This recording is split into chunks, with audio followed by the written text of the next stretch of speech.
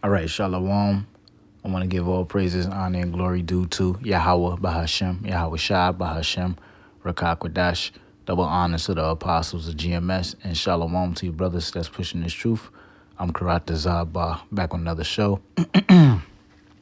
And this topic, I want to focus on, the Most High removing the sinful nature from off of us, all right, from the nation of Israel when the time of the kingdom of heaven is established, all right, and that's when Yahweh Shah returns, who the world ignorantly calls Jesus Christ, okay, to deliver his people, Israel, starting with the elect of Israel, all right, and when Yahweh Shah comes, that's when we're going to be changed, all right, we're going to be changed, the Most High is going to make us righteous, all right. The Most High is going to change our bodies. He's going to perfect us, bodies of immortality that cannot die, and we're never going to sin. All right. So the Most High is going to change us to where we can never sin. He's going to remove that sinful nature from us, and we're going to live perfectly in righteousness. All right, because now, and in these present times, we are striving to be righteous. We are rehearsing righteousness, but at times we go off. At times we do transgress and we sin.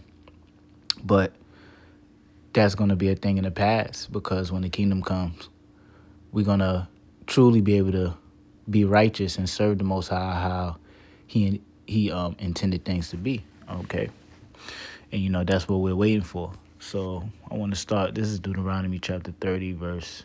I'm going to start from the top. It's Deuteronomy chapter 30 and 1, and it reads, "And it shall come to pass, when all these things are come upon thee, the blessing and the curses which I have set before thee, and thou shalt call to them, and thou shalt call them to mind among all nations."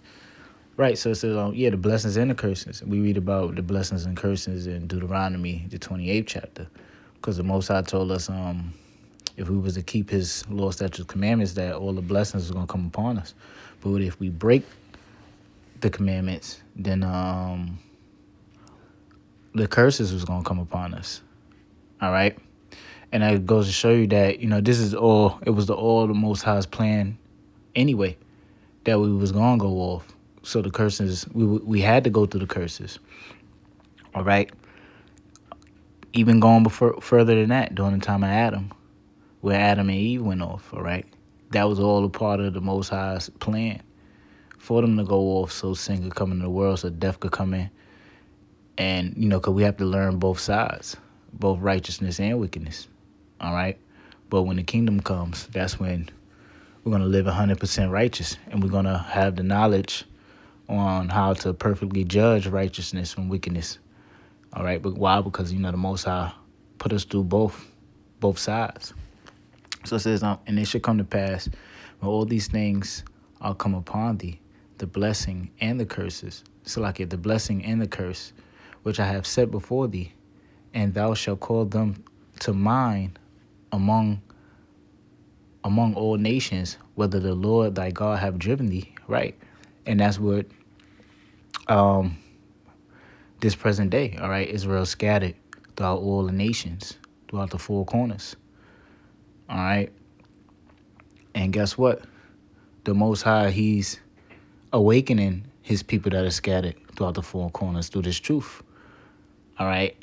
And wherever they at throughout the four corners of the earth, they all bring these blessings and curses all come to mind. They know that they're the Israelites. They know that they're the diaspora, and they are returning to serving the Lord, to worshiping him. All right.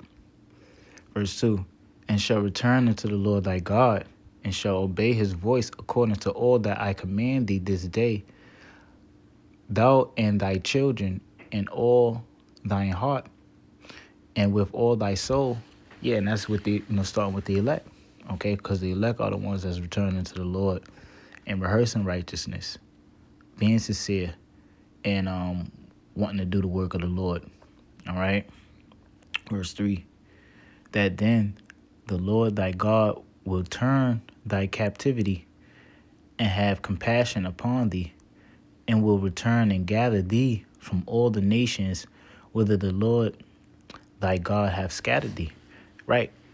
And we're approaching that time where the Lord, he's gonna gather the elected Israel from the four corners of the earth. Okay? Because and we see by the events that's taking place on the earth. We are in the time of prophecy. We're in the time of the end times. The Most High's judgment coming upon the nations, and this is a part of the Most High, getting ready to restore us and have compassion on us by delivering us from these scattered nations out of these captivities. Real quick, let's go to Jeremiah 16. Jeremiah 16:16. Jeremiah 16 and 14. Therefore, behold, the days come, saith the Lord, that it shall no more be said, the Lord liveth, that brought up the children of Israel out of the land of Egypt, but the Lord liveth, that brought up the children of Israel from the land of the north. Right, and what's the land of the north? This is talking about over here in Babylon, America. So this is where the main deliverance is going to take place. Where the Lord, he's going to deliver his elect. All right. And from all the lands whither he had driven them, and will bring them again into their land that I gave unto their fathers. Right. So the Lord, he's going to gather us from the lands we have driven us throughout the four corners of the earth. That's a part of the salvation. Okay. Because the main deliverance is going to be here in Babylon, where the bulk of the nation of Israel is at. But we are scattered throughout the four corners of the earth. And the elect of them is going to return and be delivered in the last days also, when the Messiah returns. All right. Let's go back to Deuteronomy 30, verse 3 again. That then the Lord thy God will turn thy captivity and have compassion upon thee, and will return and gather thee from all the nations whither the Lord thy God hath scattered thee. If any of thine be driven out unto the outermost parts of heaven, from thence will the Lord thy God gather thee, and from thence will he fetch thee. Right. So, that the diaspora, okay, Israel that's dispersed. He's going to gather us from all nations to bring us back to our homeland, the land of Israel. Verse 5. And the Lord thy God will bring thee into the land which thy fathers possessed, and thou shalt possess it, and he will do thee good, and multiply thee above thy fathers. And the Lord thy God will circumcise thy heart. Right, so the Lord thy God, he's going to circumcise our hearts. Okay, meaning the Lord, he's going to remove that sinful nature from us. He's going to remove wickedness from out of our spirit, that sinful nature from our flesh, and he's going to give us, a righteous spirit. Okay, a spirit that's not gonna, a spirit that can only do righteous. All right, and flesh that's gonna what? That's gonna keep the commandments of the Lord. Okay, not this sinful flesh that we're gonna have, but ultimately, starting within our spirit, the Most High, he's gonna give us a righteous spirit to go with those bodies of immortality. All right. So it reads, and the Lord thy God will circumcise thine heart, Slakia, and the heart of thy seed, to love the Lord thy God with all thy heart. Right, in the heart of our seed. So our generations after us. Okay, and this is when the kingdom is going to be established, when we go back to our land, and the Most High programs us to be righteous. He's going to give us a righteous spirit, because this is all the will of the Heavenly Father. The reason why we go off is all because of, this is the Most High's will. This is the Most High's plan. The Most High haven't circumcised our heart to ultimately be righteous 100%. Real quick, let's go to Deuteronomy 29. Let's start from 1. These are the words of the covenant which the Lord commanded Moses to make with the children of Israel in the land of Moab, besides the covenant which he made with them in Horeb. And Moses called unto all Israel and said unto them, Ye have seen all that the Lord did before you, before your eyes in the land of Egypt, unto Pharaoh, and unto all his servants, and unto all his land.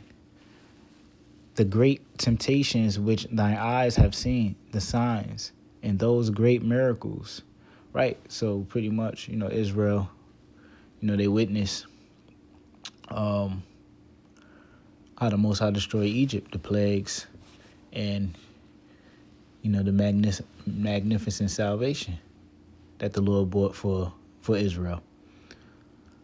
Now it says, verse 4, Yet the Lord have not given you the heart to perceive, and eyes to see, and ears to hear, unto this day.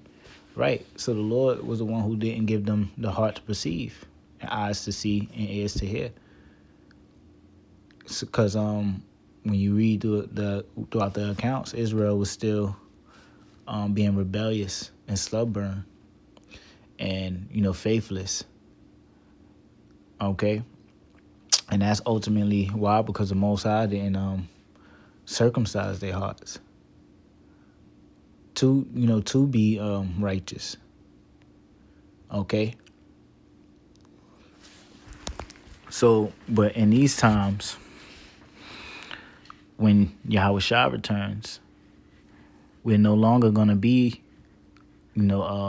stubborn and rebellious, because starting with the elect, we're going to be changed. Starting with the elect is going to get those circumcised hearts, all right? Those spirit of full righteousness, complete 100% righteousness, no wickedness, okay? Let's go back.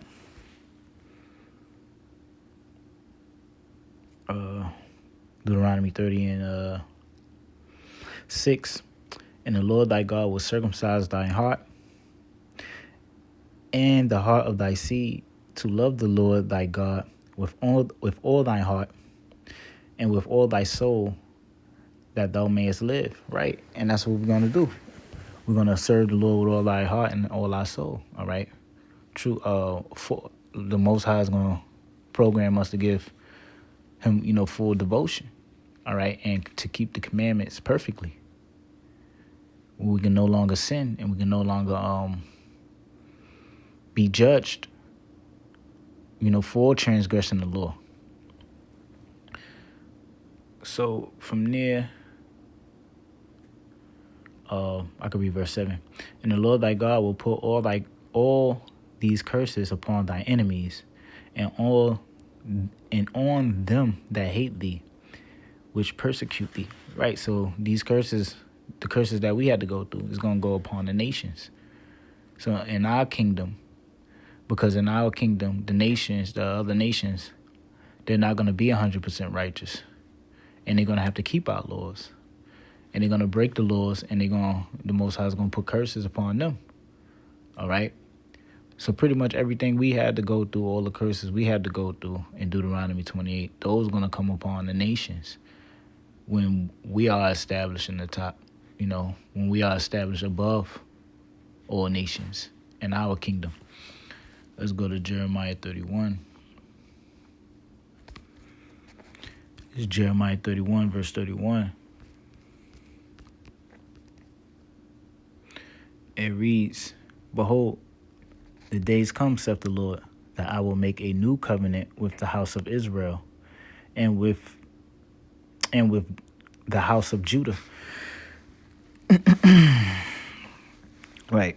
Yeah, the house of Israel being the the northern kingdom, the 10 tribes, and the house of Judah represent Judah, Benjamin, and Levi. So this is all Israel. The Lord is going to make this new covenant with. And that reads, not according to the covenant that I made with their fathers in the day that I took them by the hand to bring them out of the land of Egypt, which my covenant they break, although I was an husband unto them, saith the Lord. Right, so this not according to the old covenant. So the old covenant is when the Most High gave his law, statutes, commandment to Moses. He wrote them on stones, okay, to for us to keep. But we break that covenant. All right. So what's this new covenant that the Lord is going to do? But this shall be the covenant that I will make with the house of Israel. After those days of the Lord, I will put my law in their inward parts and write it in their hearts, and I will be their God, and they shall be my people. Right. So the Lord, he's going to take those same laws that he gave to Moses that were on stones, and he's going to put it in our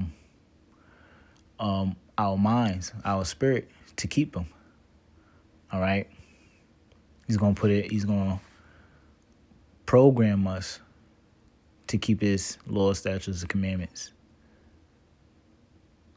All right. So we're never going to go off. We're never going to sin again. We're going to, the Most High is going to circumcise our hearts. He's going to give us the spirit to love him and show our, true devotion towards him. The whole nation of Israel. And that's going to be once the kingdom of heaven is established. Verse 34. And they shall teach no more every man his neighbor, and every man his brother, saying, know the Lord, for they shall all know me. Right. So in the kingdom, all Israel is going to know the Lord. Okay. See, right now, the Lord got his prophets out there to teach Israel. All right. And that's what we out there doing. We're telling our people, look, return to the Lord, stop your sinful ways, and rehearse, come back to the Bible. Rehearse the Most High's law, statutes, commandments, and have faith. We got to teach Israel these things. And the majority of our people, the majority of Israel, is going to rebel against the word, okay? Which is going to ultimately lead to their demise, to their destruction.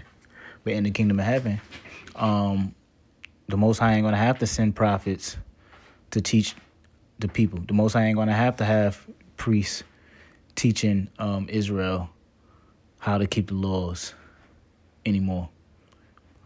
Why? Because the whole nation of Israel, they're already going to know. They're already going to know how to keep the laws. They're already going to be perfect in keeping the law. Why? Because the Most High is going to put it in our spirits to do so. All right.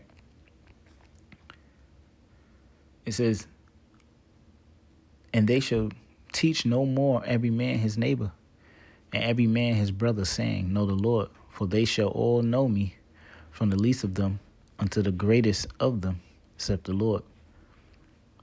For I will forgive their iniquity, and I will remember their sin no more. Right. So the Lord is going to forgive us for all our transgressions. All right. The whole nation. That doesn't mean all nations is going to be delivered into the kingdom, but the ones that, because, the scriptures speak about the Most High is going to destroy 2/3 of his people. But those spirits, those Israelites that were destroyed, they're going to come back in reincarnation in the kingdom of heaven, through the ones that are delivered, through the ones that are saved. Those spirits are going to come back as the children of the righteous ones that were delivered. Okay? So, but ultimately the Lord, he's going to remember our sins no more. Okay? Everything that the nation of Israel have done is going to be, all the sins that the nation of Israel done is going to be in the past. The Most High is going to give the whole nation that clean slate. All right.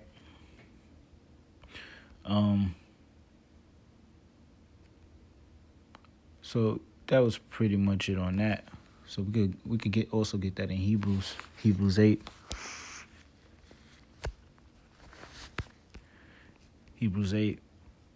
Hebrews 8:8, and it reads, "For finding fault with them, saith the Lord, behold, the days come," saith the so for finding fault with them, um, finding fault with them. Who was the them? The nation of Israel. We were at fault in breaking the covenants, breaking the Most High's laws, statutes, and commandments. All right, because we were the ones that were in error. You know, the law wasn't in error. We were in error for breaking the laws. All right.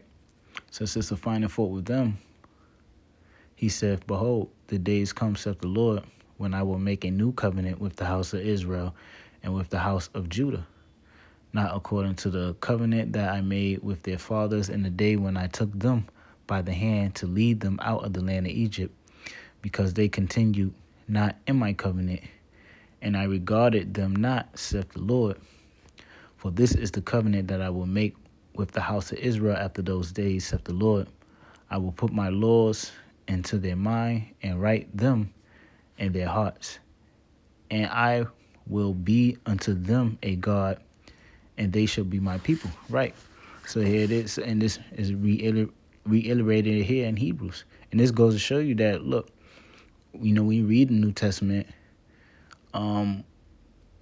salvation ain't for no heathen nations, man. You got these Christians, these Christians, all these different nations that's into Christianity, and they speaking on the new covenant. The new covenant is when the Most High puts laws, and when he put the laws in the minds of the Israelites, all right, the so-called Negroes, Latinos, Native Americans, and we gonna be His people, not the other nations. All right. Verse 11, "And they shall not teach every man his neighbor and every man his brother, saying, Know the Lord, for all shall know me, from the least to the greatest." Right. Yes, for all shall know me, from the least to the greatest. And this is only referring to the nation of Israel. Okay, because in our kingdom, we gonna be priests to the other nations. We're gonna have to teach the other nations our laws. All right, we're gonna have to teach them how to keep the laws, statutes, and commandments. But amongst ourselves, we already gonna know it. All right. Verse 12, "For I will be merciful unto their unrighteousness, and their sins and their iniquities will I remember no more. And that he saith a new covenant, he hath made the first one old. Now that which decayeth and waxeth old is ready to be vanished away." Right. Yeah. So the new covenant is where the laws are gonna be put in us. All right. We're not gonna be trying our best, to the best of our ability, and falling short into keeping the commandments. We already gonna just be perfect in keeping it. So from there, let's get one more scripture. I want to go to Romans 11 and 26. Romans 11:26, and it reads, "For this is my covenant unto them, when I shall take away their sins." Right, the Lord is going to take away our sins. He's going to remove the sinful nature from us. We're going to have those perfect bodies pursuant to 2 Corinthians 15th chapter. Those bodies that cannot sin, those bodies that cannot die. And the Most High is going to change our spirit, circumcise our heart, remove wickedness from our spirit, and He's going to put it in us to keep His laws. All right? And the sins that is upon Israel is going to be removed, because He's no longer going to remember those sins. So it says, read it again. Salaki, I meant to read from verse 26. So this is Romans 11:26. "And so all Israel shall be saved, as it is written, There shall come out of Zion the deliverer, and shall turn away ungodliness from Jacob. Right, so all Israel is going to be saved.